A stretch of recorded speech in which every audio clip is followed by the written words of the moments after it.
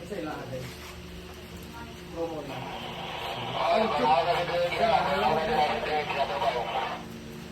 Promo yung nakapili. Hey, let's go! Tay, isa color. Tay, Emeng, para taro. Oh, Emeng, May orange. oh, may orange. Ay, dali. Uy. Panagan mo. Panagan mo. Len, asa ta, Len? Zipline. Zipline. Wala na lagi to din mga gaojito, mga bagets, Len. Oh, wala na. Summer naman. Nag-graduate na? Nagdato na. Ay, kanindot pa paminawon, ana. Uy! Nagdato mga trabaho mamita. That's good. Maayong pagka-training, Lagi. di ba? Swerte kayo sila. Kaya maayong training sila. Ang uban nas bangko, ang uban nas barko. Sa barko. Wow. May stacking na. Ha? Okay. Relax lang. Oh, ako maminana. Okay, go. Go. Ako yung masabay niyo.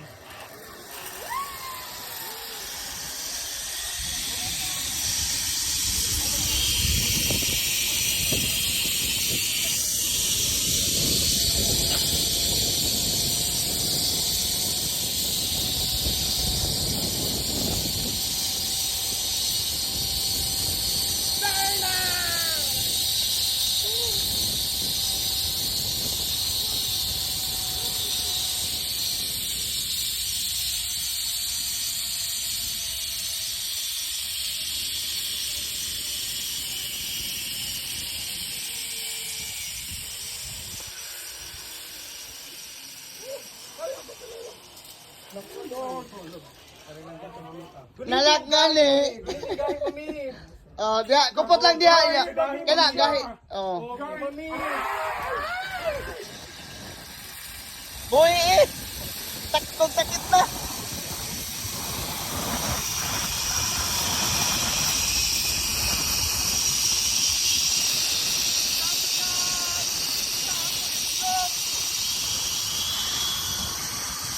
Itlog pa din na.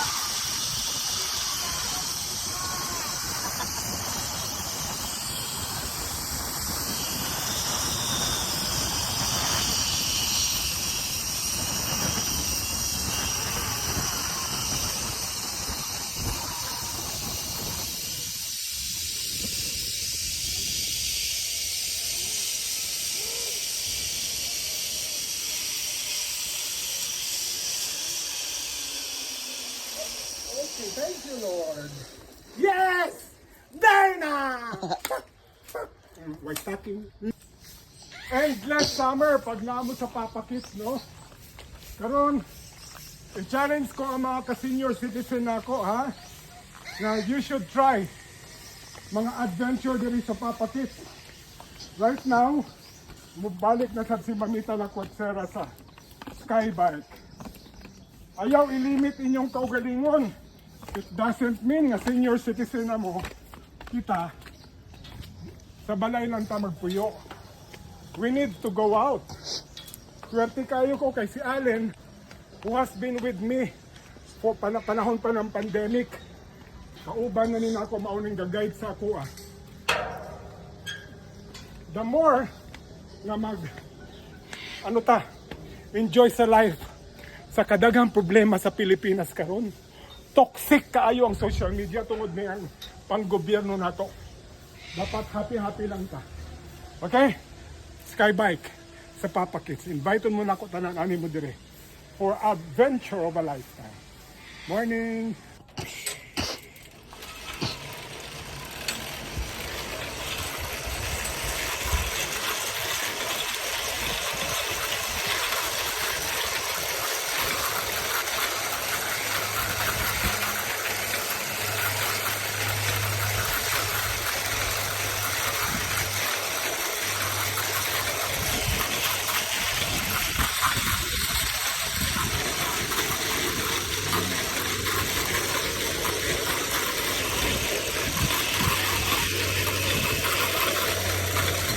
Mauning gitawag ninyo nga tigulang na bayot.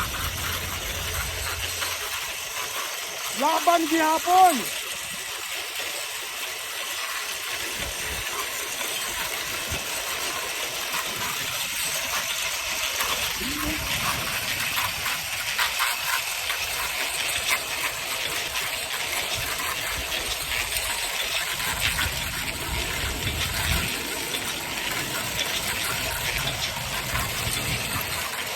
Yes!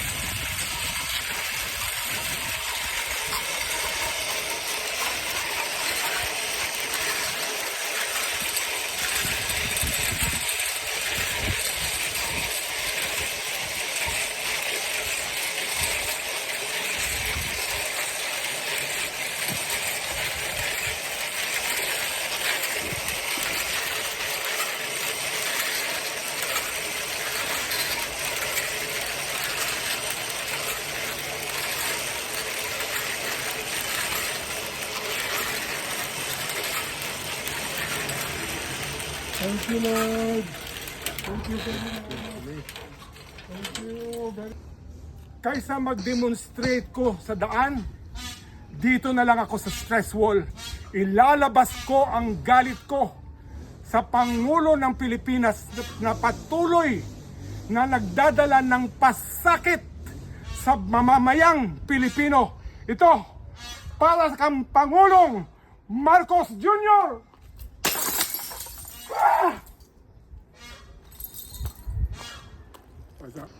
Ito, para sa mga walang konsensyang politiko na mga magnanakaw at mga kurap sa gobyerno na siyang nagpapahirap sa mga mamamayang mga Pilipino.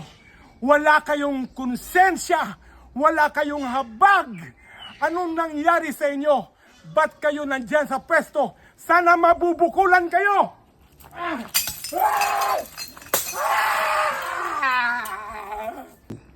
Ito, sa mga bashers ni Mamita Lacuatsera, wala na kayong nakitang maganda sa ginagawa ko. Ikaw, bashers na lalaki, nagamay ang tintin. Ikaw, baklang bashers na ang pangit. At ikaw, babaeng basher na mas maganda pa si Mamita kaysa sa'yo. Ito, pag tumama sa katawan nyo to, mabubukulan, hindi lang ulo nyo, pati pekpek at tintin nyo. Itong para sa inyo.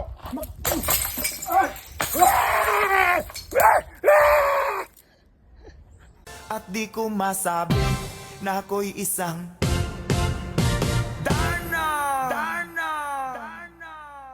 Ang iniingat-ingatan ko, ang ugat, lawit at muscle ko. Gumagawa pa rin siya ng eksena kahit na tigulang na bayot siya. Sabi nga niya, mahal ang fuel ngayon, kaya mag-skybike na lang. At syempre, dahil mainit ang panahon at maiba, abay dapat mag-swimsuit on the air. Yan si Mamita Lacuatsera. Still unstoppable. Despite na tinawag siyang tigulang na bayot. Enjoy life. Iwasan ang mga toxic at negative. Basta huwag matakot. Go, go, go! Go, Mamita Lacuatsera. Nalakgali. Oh, dia, kupot lang dia. Kena gahi.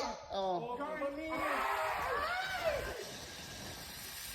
Boy, Nilupad na ang gitawat na kwaknit ng Subo.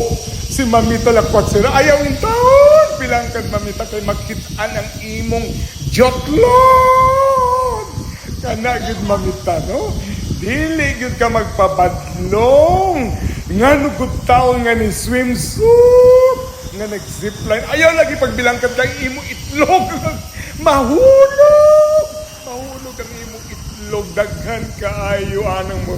Daghan kaayo anang musaw sa imo ito. Hala, nagkaway-kaway na rin. Di kapakapan na ang bayot. Sige gid mamita, sige. Hala, abot na.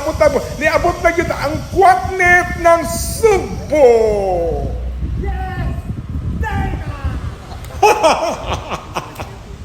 Sa sobrang init sa politika, mga kalakwatsera, ang daming na high blood.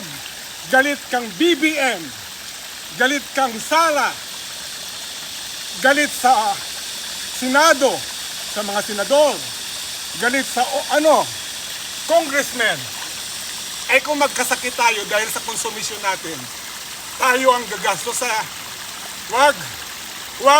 Huwag makipag-away. Dapat relax lang. Kasi kung anong mangyayari sa atin, tayo pa rin ang gagastos. Ha? Ito, langoy. Punta kayo ng Cold Spring dito sa Cebu. Oh. Huwag isipin ang politika.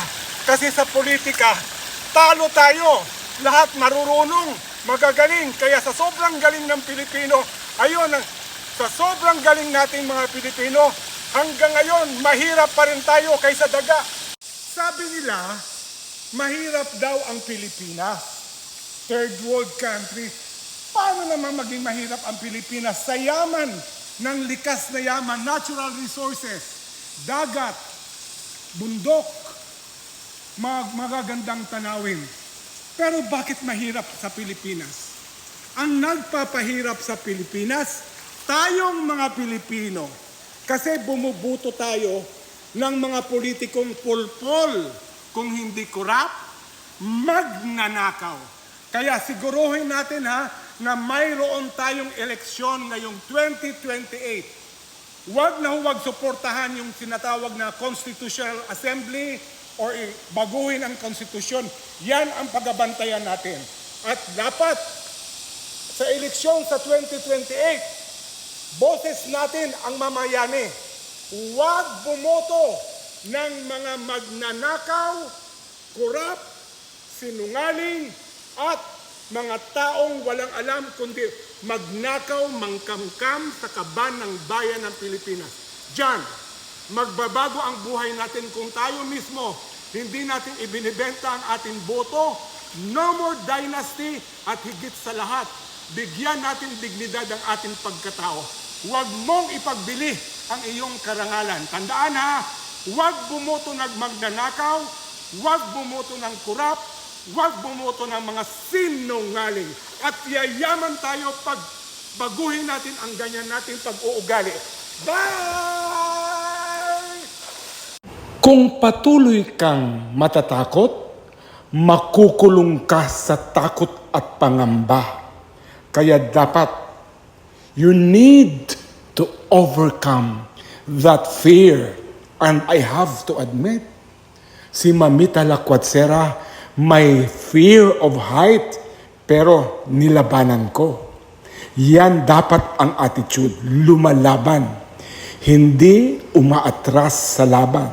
Laban na kaya, laban na patas, at laban na sisiguraduhin mapapanalo. Nearly 64, 2 buwan na lang ang paparating, nagawa ko rin at natalo ko ang takot sa aking katawan. Kaya hinahamon ko kayo, labanan nyo ang takot kahit na tinawag na nga kayong tigulang.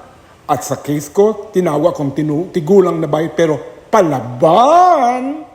2 buwan bago ang aking kaarawan sa July, minabuti kong subukan ang aking sarili sa panibago na namang adventure kung kaya pa ba yung tinatawag nilang tigulang na bayot si Mamita Lakwatsera.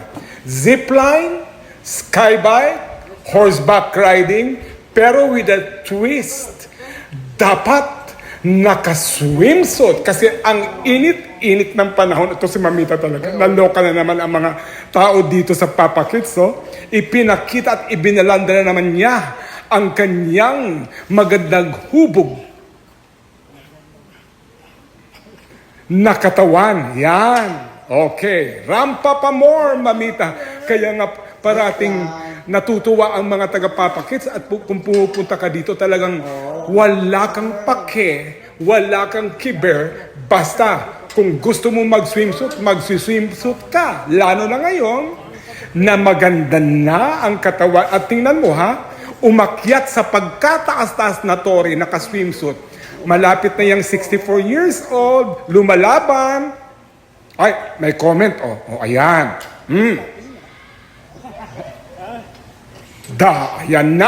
Ayan na. Ayan na ang tigulang bayo.